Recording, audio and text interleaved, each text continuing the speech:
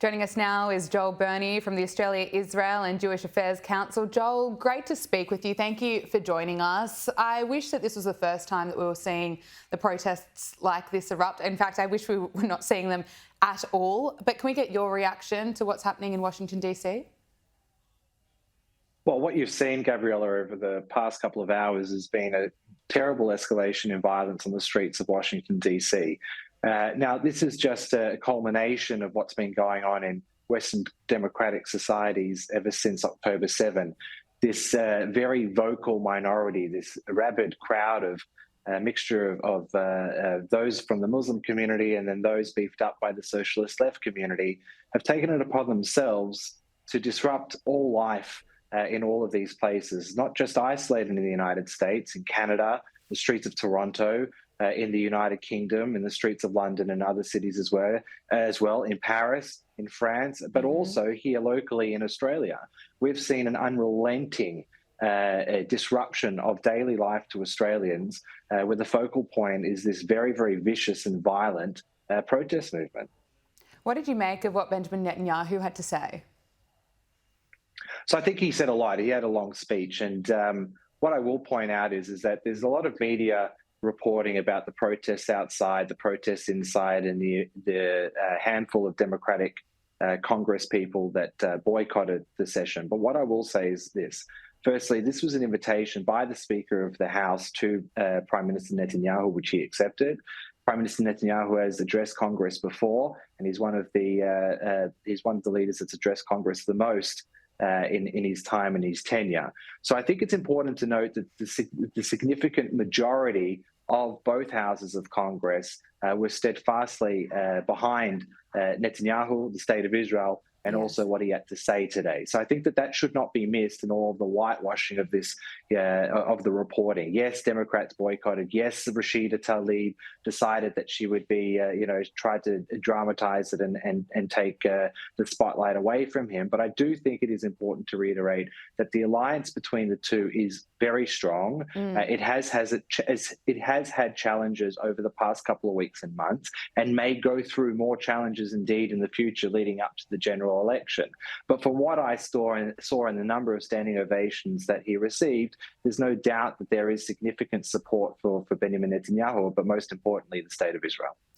Benjamin Netanyahu is set to meet Joe Biden on Thursday, Donald Trump on Friday. Can you talk to us about how important the US election is in terms of its relationship with Israel?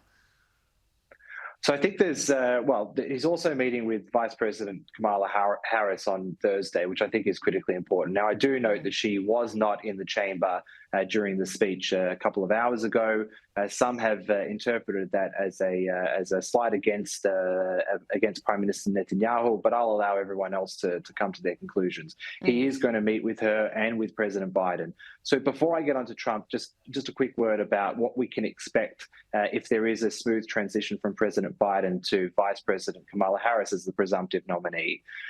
President Biden has had a decades-long association and relationship with the State of Israel. It is very, very strong. It is rather unwavering. And he, on a personal level, as well as one of the longest-serving senators and also public figures in American political history, he has a very, very personal and strong connection to the State of Israel. Kamala Harris's connection is less than that of President Biden. And I do believe that will play a role. Now, whether minor or major, I don't know, and only time will tell. My assumption is that she will try and toe the line of the previous 3.5 years of the administration, and you won't see a massive departure on policy vis-a-vis Israel. However, I do have my concerns that the lacking of that personal investment that President Biden has with Israel, and that historical connection that he has, and the fact that Vice President Harris's connection is not that strong, I do have concerns that if there is going to be a slight departure, that departure is going to be against Israel as opposed to in favor of Israel. The importance of the Trump meeting is obvious. The polls show that he's in a very strong position coming up to November. And he's had a pre-existing relationship with Benjamin Netanyahu before. Now, we will all remember how close they were when they were in office together. There was some straining of the relationship during the past 3.5 years of the Biden administration for a few different issues. But ultimately, the fact that Trump will be meeting with Prime Minister Netanyahu is a good sign.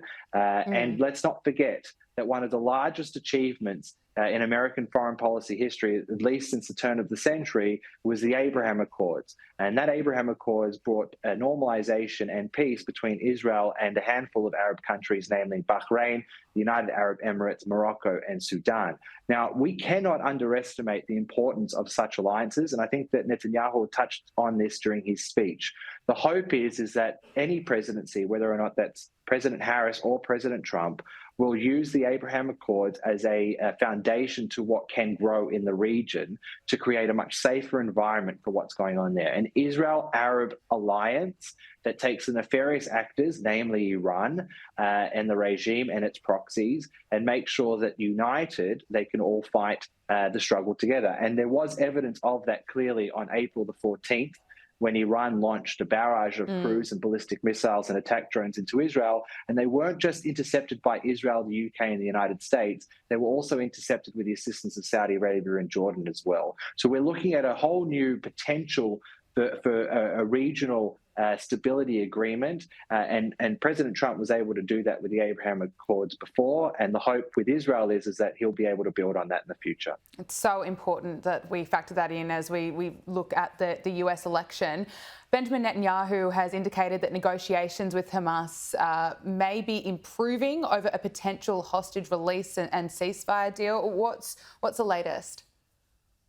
So there's significant chatter over the past couple of weeks. There's been a lot of teams going here, there, from Israel to Doha, back to Cairo, and there's significant negotiations happening behind the scenes.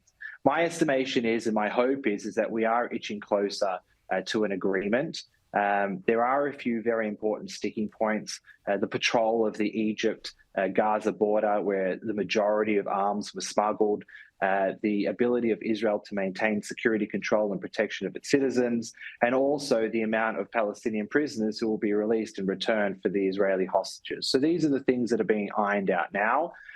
There's no doubt within the Israeli politic there is a majority view that supports the hostage release deal. I will note that the Prime Minister works within a quirky system of government, which is unicameral and elected by proportional representation, which means that he has multiple coalition partners, which he has to balance and manage in terms of not just his agenda vis-a-vis the war, but his agenda overall.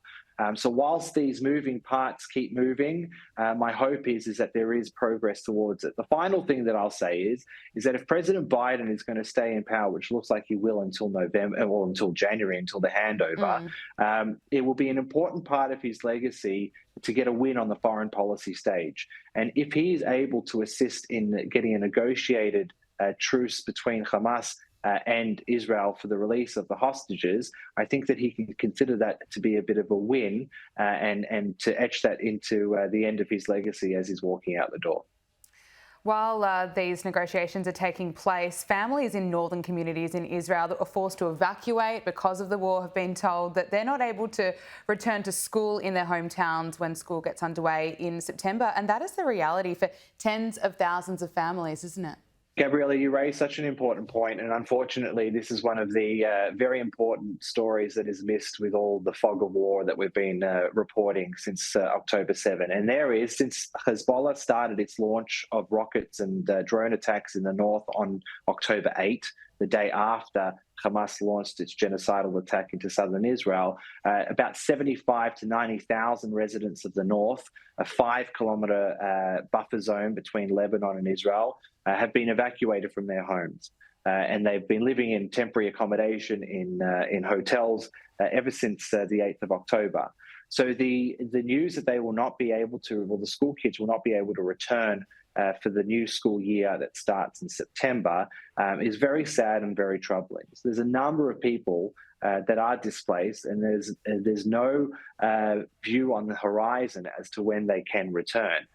So the significant impact that it has on these people's lives, they've not only lost the ability to be in their homes, but the destruction in the towns in the north has been quite terrible. So some towns, at least 50% of the buildings have been damaged by the rocket fire, the daily rocket fire and the drone attacks coming from Hezbollah in the north.